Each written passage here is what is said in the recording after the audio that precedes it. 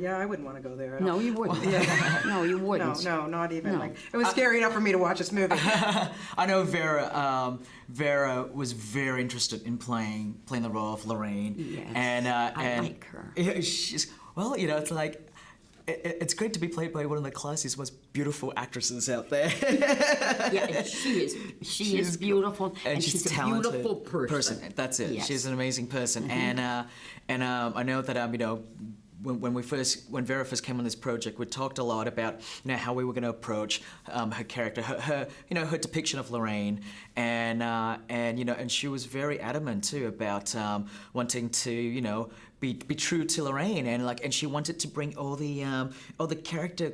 All the character quirks that Lorraine has, all the things that make you who you are, that make you real. And so she didn't just want to portray one side. She wanted to kind of really flesh her out. And Patrick did the same thing as well. And so it was really great. I mean, I feel very fortunate to have these really great actors in there with me to come along on this journey and make this film. How do you make a scare so easily? You are a master. He's a master at this, don't you think? I mean, what is your secret? Yes, How do you? are. What is it in your little brain there, James, that makes us think you're just so good? I don't think it's too little. No, I'm being very facetious here. He's amazing at There's this something stuff. wrong with his brain. No, there's nothing wrong with it. You did such a good job. Seriously, people do ask me this a lot. I don't have a secret. I tell them, I just try to put on screen whatever things that I find scary, things that I'm creeped out by, and usually people say to me, "Oh, James, you make these kind of films. You must not be afraid of them." I'm like, no, quite the contrary. I'm quite a chicken. I'm a wuss. Call it the way it is.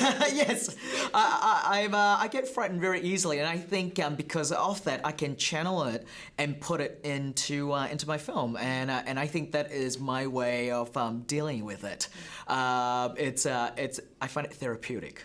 Yeah, you must. Oh, wow, Yes. it's just such a great job. I have to ask you quickly about your museum and all the artifacts that you had in the house when you were younger, and you still have this.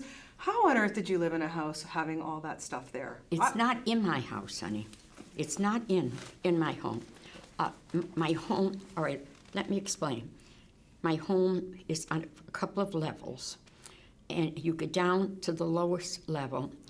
It's one big room, another bath, my office, and is on that. Then there's a passageway that goes partly underground and then partly out to the museum. And you go out that way.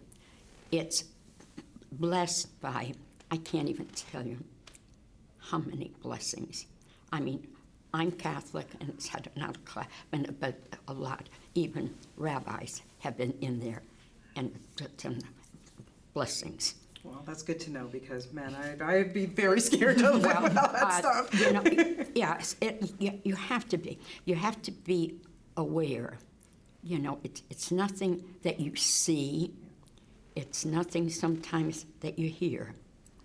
But you know. You go, especially when you go down the passageway. No.